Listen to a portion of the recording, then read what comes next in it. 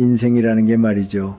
거창한 무대 위보다는 오히려 아무것도 아닐 것 같은 사소한 순간에 본심이 툭 하고 튀어나오곤 합니다.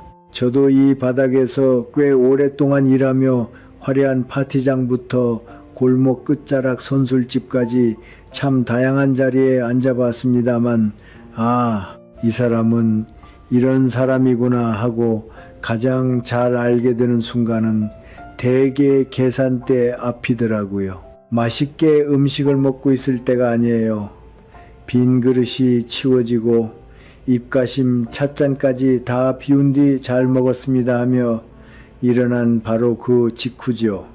누가 먼저 지갑을 꺼내는지, 누가 주머니를 뒤지는 척만 하다가 결국 가만히 있는지, 혹은 다음엔 내가 살게라고 말하면서 그 다음이 영원히 오지 않는 사람인지. 젊은 시절 동료들과 값싼 기사식당에 자주 가곤 했습니다. 저라고 뭐 여유가 있었겠습니까? 저도 참 가난했죠. 그래도 명색이 선배랍시고 괜히 마음을 써서 조금 더 내곤 했어요.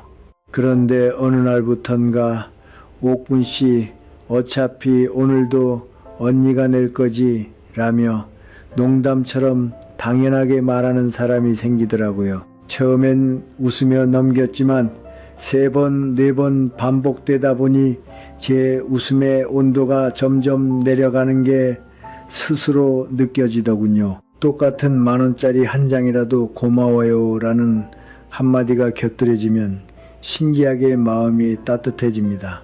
하지만 당연하다는 표정으로 그 돈을 받으면 10만 원을 써도 마음은 한순간에 싸구려처럼 느껴지고 말죠. 결국 이건 돈의 액수 문제가 아니에요. 그 사람이 나와의 관계를 어떻게 보고 있는지가 계산대 앞에 그 찰나에 응축되어 나오는 겁니다. 사람들 중에는 기어코 자기가 다 내겠다며 체면을 차리는 이들도 있습니다. 하지만 그런 사람들도 가만히 들여다보면 두 부류로 나뉩니다. 오늘은 마침 기분이 좋으니 내가 낼게요 라고 가볍게 말할 수 있는 사람과 눈빛으로 이걸로 나한테 빚 하나 진 거야 라고 말하는 사람이죠.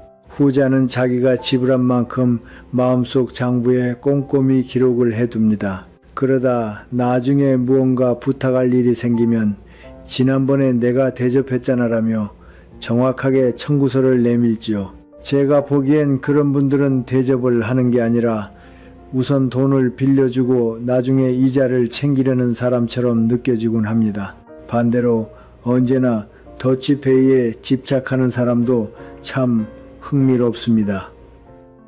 10원 단위까지 계산해서 나는 비빔밥이었으니까 얼마 내라고 진지한 얼굴로 말하죠. 그 정확함은 훌륭하지만 함께 있으면 왠지 숨이 막힙니다. 사람이란 게 그렇게까지 칼날처럼 딱딱 맞춰 살 수는 없는 법이니까요. 저는 계산대 앞에서 사람을 심판하려는 게 아닙니다. 다만 이 사람과 다시 밥을 먹고 싶은가를 스스로 조용히 확인해 보는 것뿐이지요. 낼 때는 기분 좋게 내고 싶고 얻어먹을 때는 솔직하게 고맙습니다 라고 말할 수 있는 사람이고 싶을 뿐입니다. 지갑을 꺼내기보다 먼저 진심 어린 말이 나오느냐 아니냐, 그것이 그 사람의 마음 온도계 같은 것이 아닐까 싶네요. 사실 젊은 시절에 저는 정말 돈이 없었습니다. 지금 생각하면 웃음이 날 정도예요. 촬영이 끝나고 다 같이 회식이라도 하려 치면 저는 속으로 지갑 사정을 암산하느라 바빴지요. 식당 입구에서 메뉴판을 보며 된장찌개 하나 시키면 버스비가 남을까 고민하던 시절이었습니다. 그런데 참 인간이란 게 이상하죠. 형편이 어려우면서도 자존심은 있어서 나이 어린 후배나 보조 출연자 친구들이 눈치를 보며 오늘은 각자 내요라고 말하면 나도 모르게 아냐, 오늘은 내가 좀 더 낼게 하고 입이 먼저 움직이곤 했습니다. 여유라곤 눈 씻고 찾아봐도 없으면서 왠지 여유 있는 척을 하고 싶었나 봅니다. 그런데 그런 일이 반복되다 보니 상대방의 태도가 조금씩 변하는 게 보였습니다. 선배님, 매번 감사합니다 라며 고개를 숙이는 사람이 있는가 하면 역시 선배님이세요. 오늘도 부탁합니다 라며 농담 반 진담 반으로 당연하게 여기는 사람도 생겨났지요. 처음엔 똑같이 웃어넘겼지만 어느 순간 문득 깨달았습니다. 내가 힘들게 쥐어짜낸 10,000원과 상대방이 어차피 내주겠지라며 가볍게 받아들이는 10,000원은 그 무게가 전혀 다르다는 것을요. 어느 날 저녁 작은 선술집에서 있었던 일입니다. 촬영 때문에 녹초가 되어 다들 값싼 닭꼬치를 뜯으며 오늘도 무사히 끝났네 하고 푸념 섞인 수다를 떨고 있었죠. 계산할 때가 되어 점원분이 계산서를 탁자 위에 놓자 묘한 정적이 흘렀습니다. 그때 옆에 앉아있던 한 젊은 친구가 이렇게 말하더군요. 옥분 선배님, 평소처럼 부탁드려요. 악의는 없었을 겁니다. 본인도 모르게 튀어나온 습관 같은 한마디였겠죠. 하지만 그 평소처럼이라는 말이 제 귀에는 유독 무겁게 들렸습니다. 아, 이 아이에게 나는 어쩌다 한번 대접해주는 고마운 선배가 아니라 당연히 돈을 내야 하는 사람이 되어버렸구나. 그 순간 방금까지 맛있게 먹었던 닭꼬치 맛이 순식간에 밋밋해지더군요. 그날 이후 저는 심술궂은 실험을 하나 해보았습니다. 계산서가 와도 먼저 지갑을 꺼내지 않고 그저 가만히 지켜본 것이죠. 그러자 당황해서 자기 지갑을 찾는 친구가 있는가 하면 어색하게 웃으며 화제를 돌리려는 친구도 있었습니다. 심지어는 어라? 오늘은 왜 안 내지? 하는 듯한 불만 섞인 표정을 짓는 사람까지 있더라고요. 그 표정들을 보고 나서야 저는 제 안에서 선을 하나 그었습니다. 나는 이 친구들의 후원자가 되고 싶은 게 아니다. 그저 같은 식탁에 마주 앉은 한 사람의 동료로 남고 싶을 뿐이다. 각자 내는 게 옳다거나 전부 사는 게 나쁘다는 흑백 논리를 말하려는 게 아닙니다. 다만 누군가의 호의를 당연하게 여기는 순간 그 관계의 어딘가는 조용히 망가지기 시작한다는 것이죠. 이름 없는 가난한 배우 시절에 제가 배운 것은 통장 잔고를 확인하는 법이 아니라 당연하다는 듯 바라보는 사람의 얼굴이 얼마나 무서운가 하는 것이었습니다. 인생을 살며 가장 의아하게 생각하는 점 중 하나는 고맙습니다 라는 그 짧은 한마디를 못하는 사람이 참 많다는 겁니다. 돈이 없는 것도 아니고 입이 붙은 것도 아닐 텐데 말이죠. 그저 고개를 살짝 숙이고 진심을 보태면 될 일을 아무 일도 없었다는 듯 덤덤한 얼굴로 지나쳐 버립니다. 현장에서도 그런 사람들을 참 많이 봤습니다. 촬영이 늦어져 모두가 허기에 지쳐 있을 때 제가 마침 계산대로 향하면 오, 살았다 하며 좋아하는 사람은 있어도 잘 먹었습니다, 고맙습니다 라고 분명하게 말하는 사람은 생각보다 적었습니다. 말없이 묵념만 하는 사람도 있지만 스마트폰을 만지작거리며 일어나 그럼 현장에서 봬요 라고 툭 던지고 가버리는 이들도 있었죠. 그런 뒷모습을 배웅하며 저는 속으로 생각합니다. 저 사람은 집에서도 아마 저러겠지. 감사라는 건 특별한 상황에서 갑자기 튀어나오는 게 아니라 일상의 가장 사소한 틈새에서 습관처럼 굳어지는 것이니까요. 물론 다들 지쳐있기도 하고 쑥스러움 때문일 수도 있겠지요. 잘 먹었습니다 라는 말이 왠지 연극 대사처럼 어색해서 입 밖으로 잘 안 나오는 사람도 있을 겁니다. 하지만 참 신기한 것이요. 아무리 서툴러도 마음이 담긴 고마움에는 분명한 온도가 느껴집니다. 목소리가 작아도 말투가 투박해도 그 사람의 눈매가 살짝 부드러워지는 것만으로도 충분하거든요. 그 찰나를 마주하면 이 사람에게는 기쁘게 지불하길 잘했다 싶어 오히려 제 마음이 위로를 받습니다.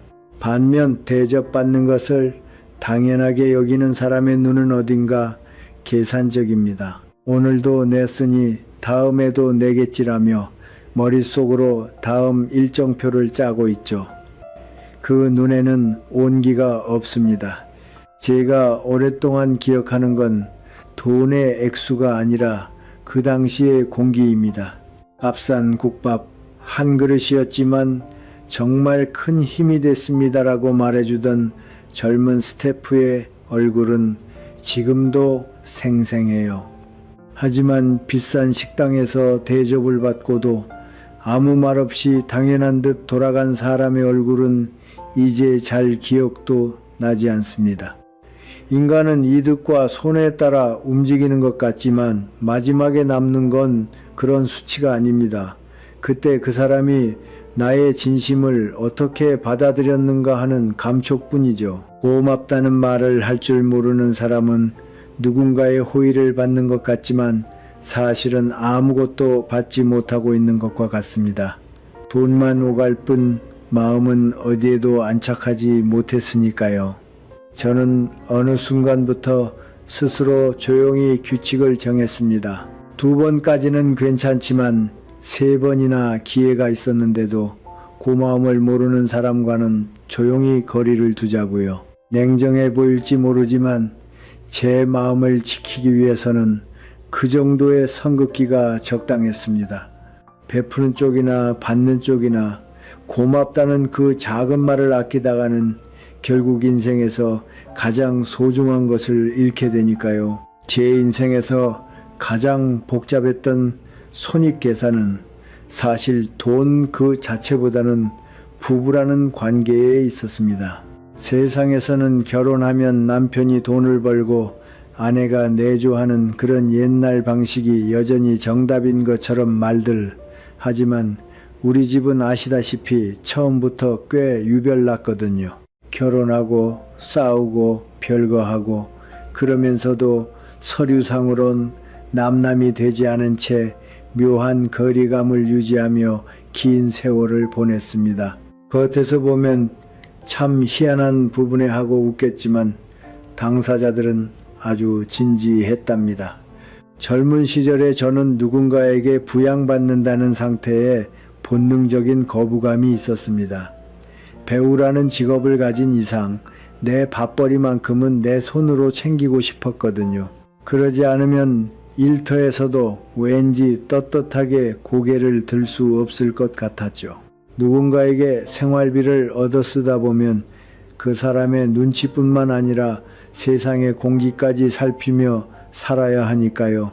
그게 참 싫었습니다. 그래서 저는 제 지갑을 지키며 살아왔습니다. 남편과 떨어져 살면서도 생활비를 받는다는 게 제 성미에 맞지 않았고 내일로 어떻게든 꾸려나가려 했지요. 호화로운 삶을 바란 게 아닙니다. 그저 오늘 먹는 밥 한 끼와 내일 낼 전기세 정도는 내 이름으로 당당히 지불하고 싶었을 뿐입니다. 재밌는 건 부부 사이에도 계산대 앞에 침묵 같은 순간이 있다는 겁니다. 월세나 공과금, 아이 학비 같은 것들을 누가 얼마나 부담할지 말로 내뱉지 않아도 서로의 머릿속에선 계산이 시작되죠. 그때 당신이 더 내는 게 당연하잖아 라는 얼굴을 마주하면 아무리 깊은 사랑도 마음 한구석이 서늘해지고 맙니다. 반대로 이번 달은 내가 좀 더 낼 테니 너무 무리하지 말라며 어깨를 툭 쳐줄 때 돈 이상의 위로를 받게 되지요. 저는 부부든 친구든 당당함이 아니라 당연함이라는 단어만큼 위험한 건 없다고 생각합니다. 내 아내니까, 내 남편이니까, 부모니까, 그 이니까가 붙는 순간 마땅히 있어야 할 감사가 스르르 사라져버려요. 별거해 보니 비로소 보였습니다. 한 지붕 아래 있지 않기에 느껴지는 그 적당한 거리감 말이죠. 상대의 지갑에 얼마가 들었는지, 오늘 뭘 먹었는지 전부 공유하지 않습니다. 그렇기에 가끔 만나 밥을 먹는 행위가 조금은 남남 같으면서도 특별해지더군요. 그럴 때마다 저는 제 자신에게 묻습니다. 지금 이 사람과 어떤 관계로 남고 싶은가? 돈으로 얽히고 싶은지, 그저 정 때문에 붙어 있고 싶은지, 아니면 건강한 타인으로서 서로 자립한 채 가늘고 길게 인연을 이어가고 싶은지 말이죠. 답은 늘 간단치 않지만 하나만은 분명합니다. 누군가의 돈으로 연명하기보다 내 발로 서는 편이, 비록 가난할지언정 마음속 영수증에는 내 인생의 이름이 훨씬 깨끗하게 새겨진다는 것. 그것이 제게는 가장 중요한 생활비의 의미였습니다. 사람이 말이죠. 건강할 때는 밥 먹는 걸 그저 하루 3번 치러야 하는 숙제처럼 여깁니다. 아침은 바쁘다고 대충 밀어놓고, 점심은 일하다가 허겁지겁 때우고, 저녁은 고생한 나에게 주는 보상이라며 과식을 하곤 하죠. 저도 오랫동안 그렇게 살았습니다. 하지만 병이 깊어져 몸 여기저기서 이제는 무리예요 라고 아우성을 치기 시작하면서부터는 밥 한 술의 의미가 완전히 달라졌습니다. 병원에 누워 있으면 나오는 식사가 사실 대단히 맛있기는 어렵잖아요. 간은 심심하고 양은 딱 정해져 있고 보기에도 참 쓸쓸하죠. 그런데 신기하게도 그 맛없는 미음을 앞에 두었을 때, 아, 그래도 내가 아직은 먹을 수 있구나 하는 묘한 감사함이 울컥 올라오더라고요. 식욕이 없는 날에는 그 미움조차 목구멍을 넘기지 못합니다. 간호사님이 걱정스러운 얼굴로 조금이라도 드셔야 한다고 달래면 그때야 비로소 내 몸이 이제 그만 가겠다고 하는 건지, 아니면 더 살고 싶다고 하는 건지 그 경계선을 찬찬히 들여다보게 됩니다. 퇴원해서 오랜만에 밖에서 주먹밥 하나를 사들고 벤치에 앉아 먹었던 날을 저는 잊지 못합니다. 편의점에서 흔히 파는 그런 평범한 매실 장아찌 주먹밥이었어요. 그런데 그 한 입이 그 어떤 근사한 식당의 코스 요리보다 훨씬 더 귀한 대접처럼 느껴지더군요. 내 발로 여기까지 걸어와서 내 손으로 포장지를 벗기고 내 치아로 꼭꼭 씹어 맛을 보고 있다는 것, 그 사실만으로도 눈물이 날 것 같았습니다. 옆에 앉은 친구가 맛이 어떠냐고 가볍게 묻기에 최고야 라고 대답했더니 상대는 농담인 줄 알고 웃었지만 저는 정말 진심이었답니다. 병을 앓고 나서부터는 누군가와 함께 밥을 먹는 시간이 예전보다 훨씬 소중해졌습니다. 함께 있는 사람이 눈치 보며 건강 화제만 억지로 피하면 아무리 비싼 요리라도 아무 맛이 안 나요. 반대로 병원 밥보다는 훨씬 낫지라며 농담을 툭 던지고는 슬그머니 제 속도에 맞춰주는 사람과 먹으면 저렴한 백반 한 그릇에도 마음이 포근해집니다. 결국 밥맛이라는 건 좋은 재료나 솜씨로만 결정되는 게 아니더라고요. 그 자리를 감싸는 공기와 마주 앉은 사람의 눈빛에 따라 얼마든지 변하는 법이니까요. 병실에서 혼자 먹던 빵은 참 서글픈 맛이었지만 병문안 오니가 한 입만 줘라고 말하며 나누어 먹었을 때는 똑같은 빵이 조금은 살만한 맛으로 변하기도 했습니다. 그때 저는 분명히 알았습니다. 밥은 그저 배를 채우기 위한 수단이 아니라는 것을요. 내 마음이 아직 이곳에 머물고 싶다는 걸 확인하는 일종의 의식 같은 것이라는 사실을 말입니다. 젊은 시절에 저는 사실 무력이 꽤 있는 여자였답니다. 예쁜 옷도 갖고 싶었고 근사한 가방 하나쯤 들어보고 싶었죠. 주변 사람들이 명품 지갑을 식탁 위에 올려두는 걸 보면서 나도 저런 걸 가져야 조금은 번듯한 사람처럼 보일까 하는 소박한 허세도 부려봤고요. 하지만 나이가 들고 이 산이 이번이니 하며 인생의 구비마다 짐을 정리하다 보니 차츰 깨닫게 되더군요. 물건이라는 건 말이죠. 가지면 가질수록 내가 그것을 소유하는 게 아니라 물건이 나를 소유하게 된다는 사실을요. 멋진 가구 하나를 들이면 그 아이를 놓아둘 방이 필요해지고, 비싼 옷을 사면 그에 어울리는 구두가 없어서 고민하게 됩니다. 브랜드 지갑을 들면 그 안의 내용물도 그에 걸맞아야 할 것 같아 스스로에게 묘한 압박감을 주게 되죠. 그렇게 물건에 맞춰 내 생활을 끼워 맞추다 보면 점점 몸놀림이 무거워지기 마련입니다. 어느 날 문득 제 지갑을 보고 웃음이 터진 적이 있었습니다. 오래도록 써서 낡아버린 값싼 지갑인데 안에는 영수증과 포인트 카드로 빵빵하게 부풀어 있었죠. 누구에게 보여줄 만한 명품은 절대 아니었습니다. 그런데 그 헐거워진 지갑을 보며 나에게는 딱 이 정도가 적당하구나 싶더라고요. 고급 브랜드 로고가 밝힌 지갑을 가졌다면 계산대에서 꺼낼 때마다 괜히 점잖은 척 어깨에 힘을 줬을지도 모릅니다. 하지만 이 영수증 더미 지갑은 미안해요. 생활감이 너무 넘치죠. 라며 웃으면서 꺼낼 수 있거든요. 그 편이 상대방과의 거리도 조금 더 가깝게 느껴지게 합니다. 물건에 마음을 뺏기다 보면 사람 사이도 무거워집니다. 비싼 식당만 고집하다 보면 오늘은 누가 더 많이 내야 하나 사소한 계산을 하는 버릇이 생기고, 대접받은 쪽도 다음엔 비슷한 수준의 식당에 데려가야 할 텐데 하고 불필요한 부담을 갖게 되죠. 물건의 가격이 그대로 인간관계의 무게가 되어버리는 겁니다.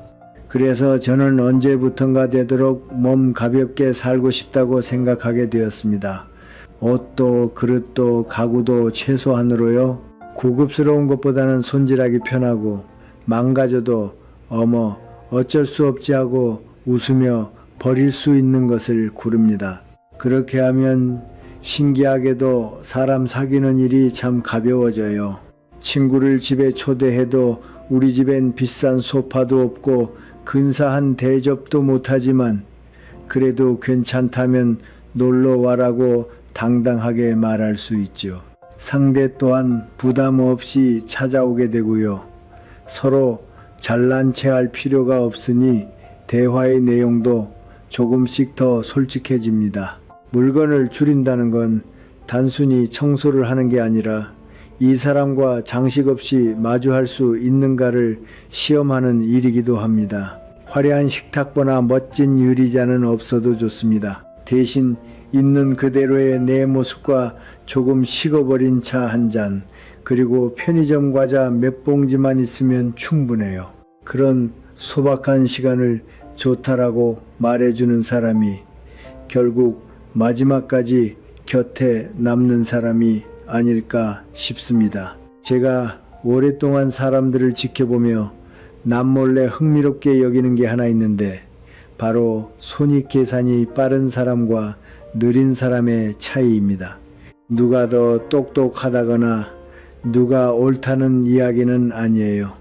다만 계산대 앞이나 사소한 선물을 마주했을 때 그 사람의 머릿속 주파날이 얼마나 빠르게 굴러가는지 지켜보는 게 저만의 조그만 버릇이 되었거든요.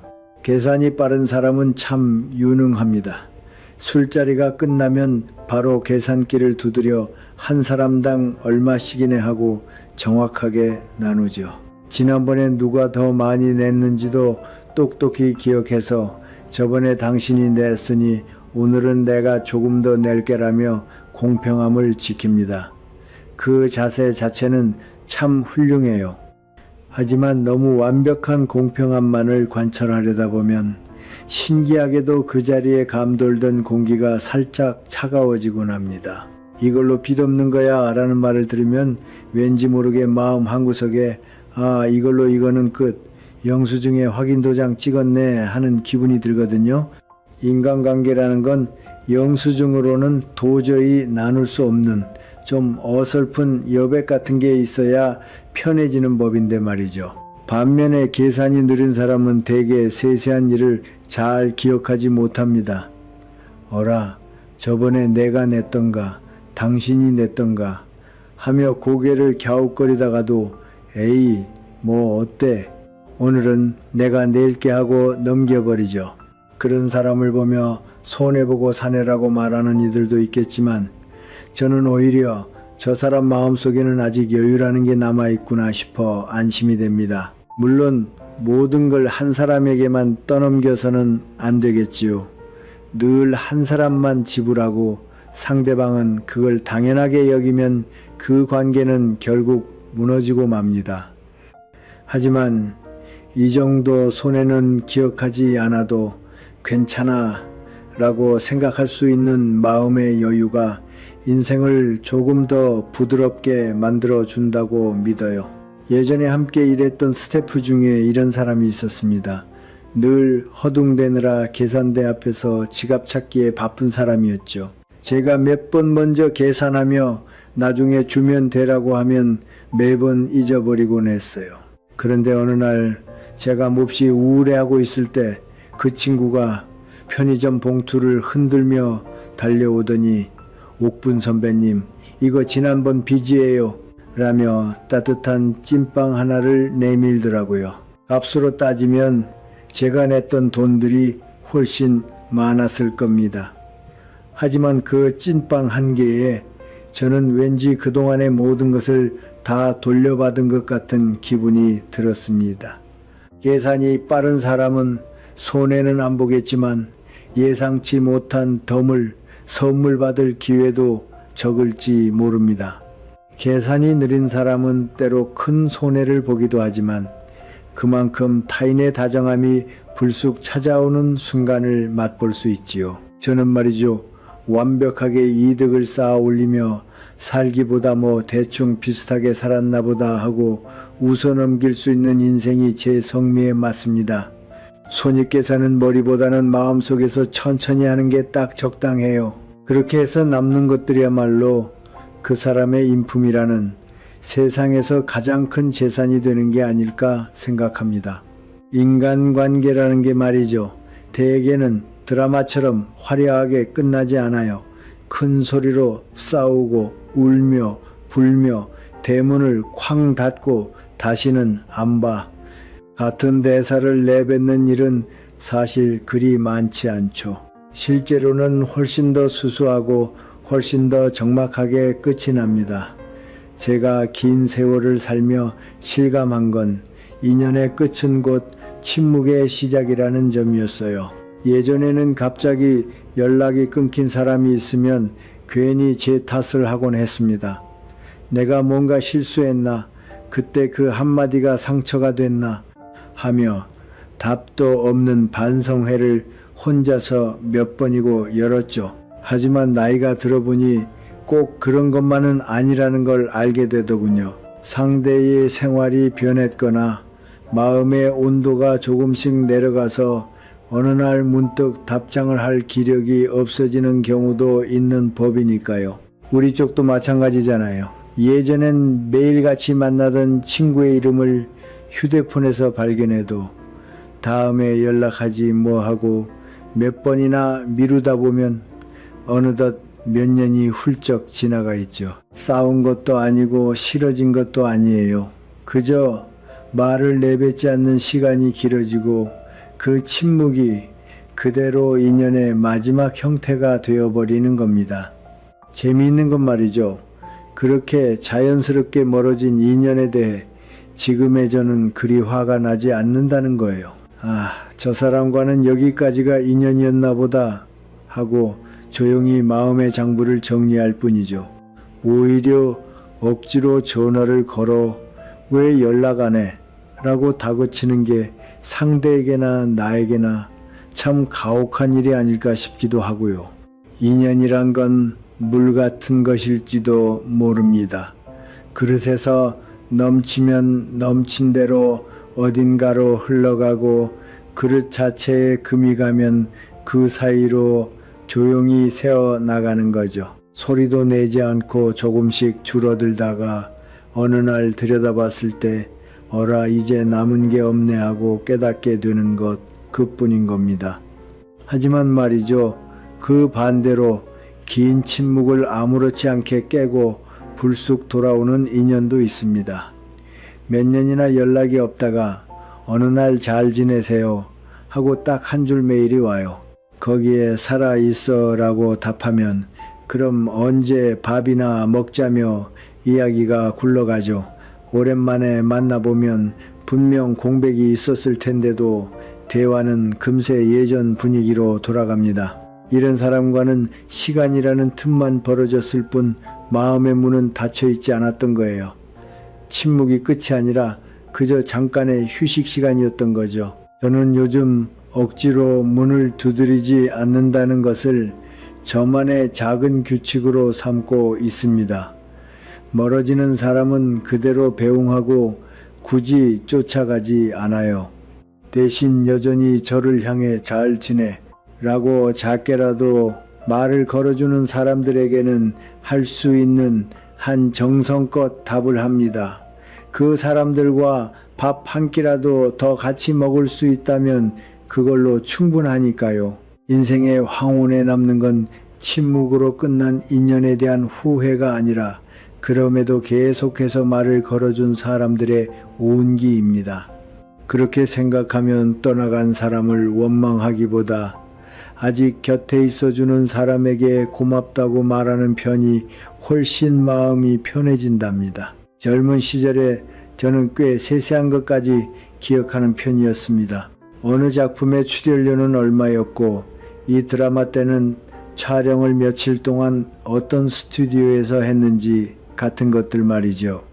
통장의 숫자를 보면서 그때의 고생이 여기에 이렇게 적혀 있구나 하며 묘하게 감탄하기도 했습니다. 하지만 나이를 먹어갈수록 그 숫자는 점점 흐릿해지고 대신 전혀 다른 것들만 또렷하게 남게 되더군요. 그건 계산대의 영수증도 계약서도 아니라 함께 식탁에 마주 앉았던 사람들의 얼굴입니다. 예를 들어 어떤 영화의 종방연 때 일이에요. 수많은 사람이 모인 북적이는 자리였고 제작자니 감독이니 하는 소위 높으신 분들도 잔뜩 앉아 있었습니다. 음식도 산더미처럼 나왔으니 전체 계산서에는 아마 깜짝 놀랄 만큼 큰 액수가 적혀 있었겠지요. 그런데 지금 돌아보면 저는 그 액수는커녕 그 식당 이름조차 가물가물합니다. 기억에 남는 건 구석 자리에서 식어가는 치킨을 뜯으며 드디어 끝났네요 하고 웃던 젊은 여성 감독의 얼굴이나 스태프 어머니가 보내주신 주먹밥을 다 같이 서서 입안 가득 넣고 오물거리던 그 안도 섞인 표정뿐입니다. 이 일이니까요. 출연료 협상도 하고 숫자에 엄격해져야만 하는 순간도 참 많았습니다.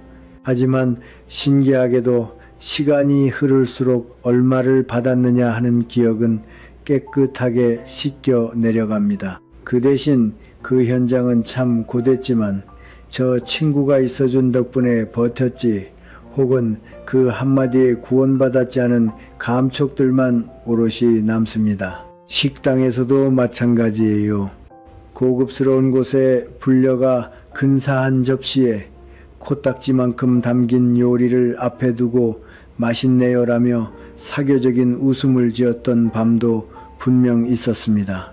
하지만 그때 상대가 서먹서먹한 사람이었다면 요리 맛도 계산서의 금액도 나중엔 아무것도 남지 않아요. 분명 비쌌을 텐데 무슨 얘기를 했더라 싶으면서 기억 속에서 슥 사라져 버리죠. 반면 이름 없는 백반집에서 된장찌개가 유독 짰던 날의 기억은 왜인지 생생합니다.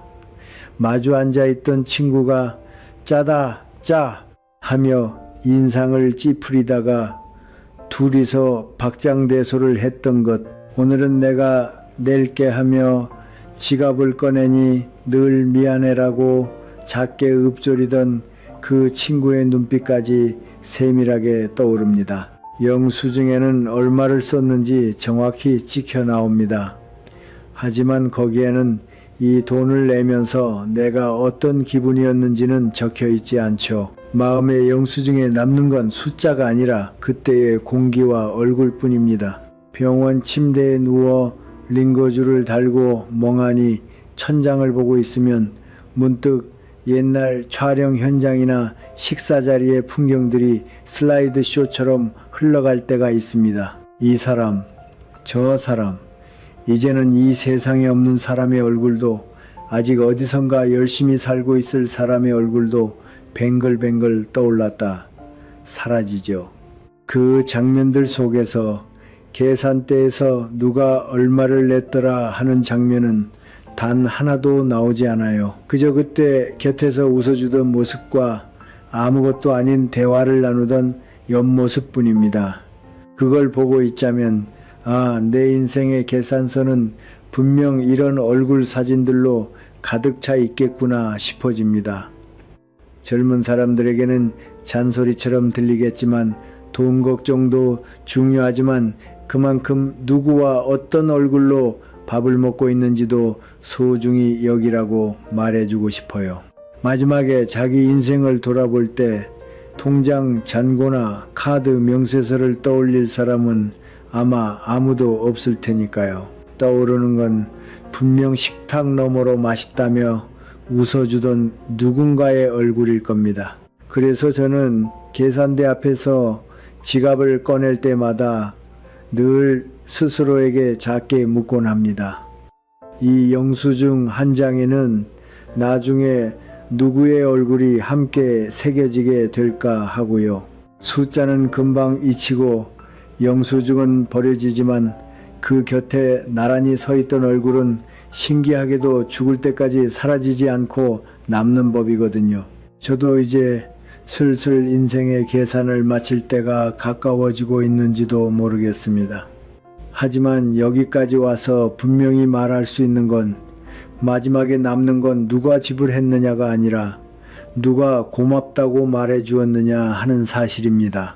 젊었을 때는 저도 돈이 참 신경 쓰였죠. 출연료는 얼마인지, 이 일이 손해는 아닌지 계산기부터 두드렸습니다. 식당에서도 메뉴판 오른쪽의 숫자부터 보던 시절이 있었고요. 하지만 나이를 먹어 몸 여기저기가 삐걱거리기 시작하니 그 숫자들이 갑자기 아무래도 좋아지더군요. 비싼 와인을 마신다고 수명이 느는 것도 아니고 싼 차를 마신다고 인생이 가난해지는 것도 아니니까요. 그저 이 한 잔을 누구와 마시고 있는가, 그것만이 점점 더 묵직하게 다가옵니다. 저는 젊은 친구들을 만나면 자주 이렇게 말합니다. 낼 거라면 기분 좋게 내고 얻어먹을 거라면 사양 말고 고맙게 받아라 라고요. 어중간한 게 제일 나쁩니다. 속으로는 내기 싫으면서 겉으로만 멋있는 척 돈을 내고는 마음속으로 두고두고 기억한다거나 미안해하면서도 입으로는 아무 말 없이 그 대접을 당연하다는 듯 삼켜버리는 것 말이죠. 돈 그 자체보다 그 돈에 묻어있는 감정이 나중에 더 무섭게 돌아오는 법이니까요. 그래서 계산대 앞에 서기 전 먼저 자기 마음의 가격을 확인해 봐야 합니다. 내가 이 사람에게 얼마만큼이라면 기쁘게 지불할 수 있을까? 이 사람의 호의를 어떤 얼굴로 받아야 서로 편안할까? 하고 조용히 가늠해 보는 거죠. 그 계산이 틀어지면 아무리 근사한 식당에 가도 돌아오는 길이 묘하게 무겁습니다. 반대로 편의점 주먹밥 하나라도 오늘 정말 잘 먹었어라며 마주보고 웃을 수 있다면 그건 이미 충분한 만찬입니다. 인간관계는 화려한 포장지로 쌓인 선물 같아 보이지만 속내는 의외로 단순합니다. 이 사람과 함께 있어서 내 마음이 조금 따뜻해지는가 딱 그뿐이에요. 그 온기를 만드는 건 고마워. 미안해, 맛있네 같은 아무것도 아닌 말들이죠. 계산대 앞에서 지갑보다 먼저 이런 말들이 나오는 사람은 아마 어디를 가도 사람 복이 많을 겁니다. 제 인생을 통틀어 가장 고마웠던 사람은 돈을 준 사람이 아니라 시간과 마음을 내준 사람이었습니다. 바쁜데도 일부러 나를 보러 와준 사람, 병실에서 아무 말 없이 곁에 앉아 있어준 사람, 허름한 식당에서 짠 된장찌개를 들이키며 우리 조금만 더 힘내보죠 라고 웃어주던 사람, 그런 이들의 얼굴을 떠올릴 때마다 아, 내 인생 참 괜찮았구나 하고 스스로 합격점을 주곤 합니다. 그러니 혹시 당신이 앞으로 누군가와 밥을 먹게 된다면 그 순간만큼은 통장 잔고나 세상의 평가 같은 건 잠시 접어두세요. 그리고 이 사람과 이 한 끼를 나누는 가치가 내 안에 있는가를 생각해 보길 바랍니다. 대접을 하든 받든 마음을 먼저 지불해 버린다면 나중에 나가는 돈 따위는 잔돈이나 다름없으니까요. 언젠가 인생의 마지막 계산을 치를 날이 오겠지요. 그때 이 사람과 이 시간에 이런 말을 주고받을 수 있어서 참 좋았다 라고 조용히 읊조릴 수 있다면 그것으로 충분합니다. 끝이 좋으면 다 좋다라고까지는 못하겠지만 뭐 나쁘지 않았네 하고 웃으며 계산대를 떠날 수 있다면 그것이야말로 제게는 가장 사치스러운 마무리가 될 것 같습니다.